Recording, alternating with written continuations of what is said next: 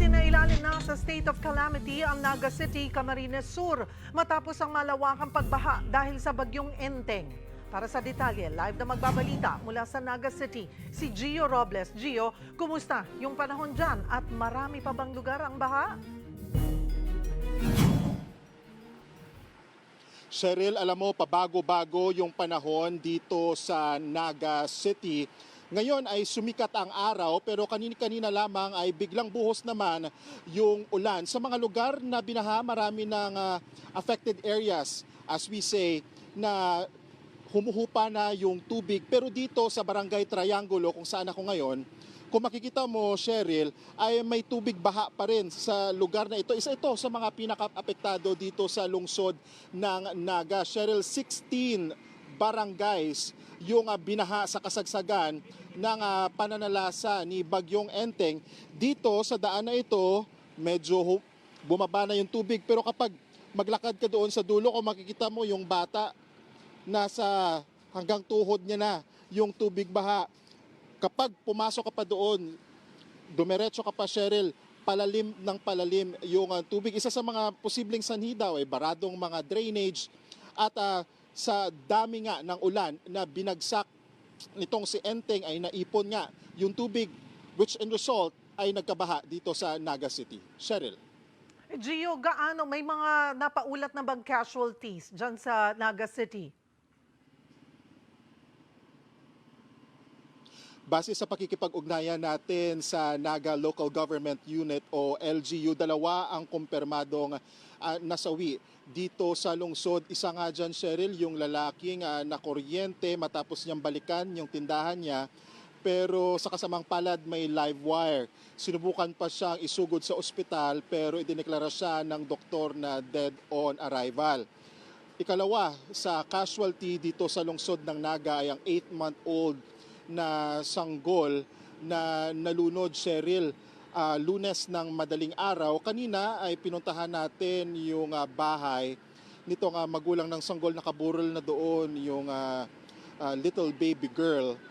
At kwento nga ng magulang, nagpaliwanag sila kanina sa pakikipag-usap natin na natutulog sila nung mga madaling araw. Yung nanay daw ay sobrang antok na dahil syempre, kumbaga hindi na nakakatulog sa pagbabantay sa bata. Tapos hindi niya naginising yung asawa niya na mangangalakal para sana magpalit na magbantay sa baby hanggang sa nakatulog silang dalawa. Around 4 in the morning nung Monday, September 2, alimpungatan silang dalawa at nung hinanap nilang yung sanggol ay palutang-lutang na nga sa baha doon sa ginawa nilang makeshift na higaan nila. Cheryl. At doon pa sa mga apektadong pamilya dyan sa Naga City, gaano karami yung kinailangang ilikas na nanatili sa evacuation centers at kumusta rin yung assistance na ibinibigay sa kanila ng pamahalaan? Nasa higit 1,000 yung mga inilikas, Cheryl, dito sa Naga City. Sa ngayon, inaalam pa natin yung exact na bilang ng mga bakwit kasi yung iba nga sa kanila ay nagsibalikan na sa kanilang mga tahanan. Pero may ilan pa rin na pinuntahan natin, especially dito sa Jesse M. Robredo Coliseum.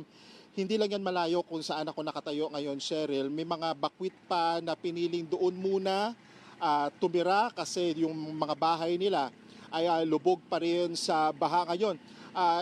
Ginagawan pa ng paraan ng LGU para mahanapan sila ng maayos na lugar kung saan sila pwede magstay. Alam mo, Cheryl, yung ilan nga sa kanila, karamihan doon, mga bata, mga tatanda, mga kababaihan.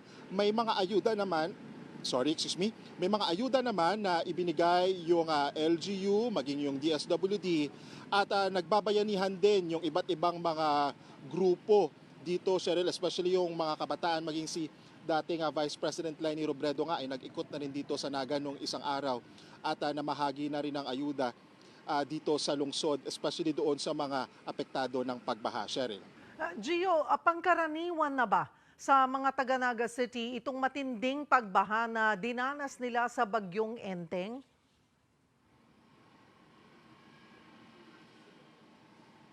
Usually, Cheryl, binabaha daw talaga itong Naga.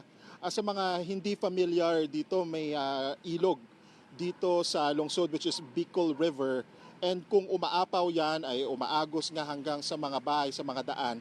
Kaya nagkukos ito ng pagbaha. Pero base sa pakikipag-usap natin sa mga residente na dito na ipinanganak, dito na lumaki, dito na nagkaasawa, ito daw yung isa sa pinakamatinding pagbaha sa kanilang lugar dahil napakabilis daw tumaas yung tubig.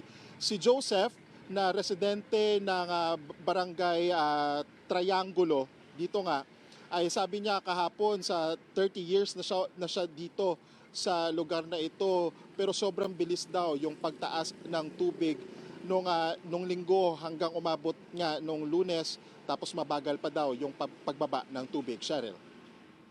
Ano ang pinakakailangan ngayon ng mga residente ng Naga City?